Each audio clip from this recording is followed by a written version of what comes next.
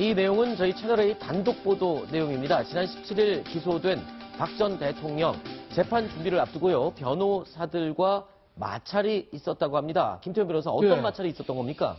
이게 이제 지금 화면 보시지만요. 어떤 사안에 대해서 모른다고 하세요. 이렇게 얘기했다는 거예요. 이렇게 변호사가 조언을 했다는 거죠. 그런데 박근혜 전 대통령이 굉장히 화를 내면서 왜 내가 한 일을 안 했다고 해야 합니까? 이렇게 얘기를 했다는 것이거든요. 근데 사실은요. 변호사의 전략은 맞는 거였어요. 그러니까 특수수사할 때 검찰이 가장 곤혹스러운 대답이 뭔지 아십니까? 했는지 안 했는지 한 것 같기도 하고 안 한 것 같기도 하고 기억이 안 납니다. 이 대답이 굉장히 검사들이 힘든 대답이거든요. 자백도 아니고 전면 부인도 아니고. 그래서 이제 변호사가 그렇게 조언하는 것 같은데 오히려 역정을 냈다는 거죠. 내가 한 일을 하지 말라고 해. 이렇게.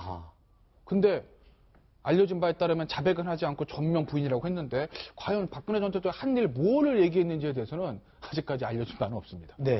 그리고 또 박 전 대통령이 대선과 관련해서 또 언급을 한 내용이 있죠? 이렇게 얘기를 했군요. 박 전 대통령. 박근혜 전 대통령이 대선에는 전혀 관심이 없다. 나는 내 본인 준비하는데 열중하고 있다. 이렇게 얘기했는데 그 전에 얘기가 있었거든요. 혹시 옥중에서 거소 투표할 거 아닌가? 그렇죠. 그때. 근데 15일까지 이미 신청했어야 되거든요. 신청을 안 했던 거야. 그럼 이번에 투표도 안 하겠다는 소리군요. 그렇죠. 그리고 아까 이제 김태현 변호사가 아까 얘기한 그 부분 왜 한 일을 안 했다고 해야 되느냐 이런 부분은 사실은 이제 뇌물죄, 제3자 뇌물죄 그걸 만약에 했다고 하면 그런 것들이 혐의가 인정될 가능성이 있기 때문에 변호사는 아마 모른다라고 얘기를 했을 거라고 하지만 박근혜 대통령은 이 말이 왜 거기하고 연결되는지 그 부분을 잘 보고 자기는 순수하게 그런 일들을 말했고 얘기했다고 하는 것을 입증하기 위해서 자기는 얘기하고 싶다라고 얘기를 한 것 같아요. 그렇군요.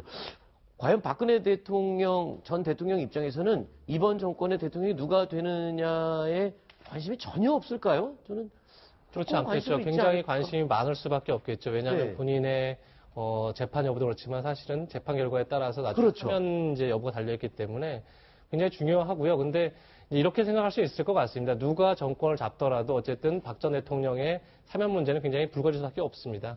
그때 이제 국민 여론이 중요한 거고 본인이 오히려 아까 이제 모르쇠 그 논쟁이 있었지만 당당하게 나가겠다 뭐 이렇게 판단한 거라고도 볼 수 있을 것 같습니다. 알겠습니다. 자,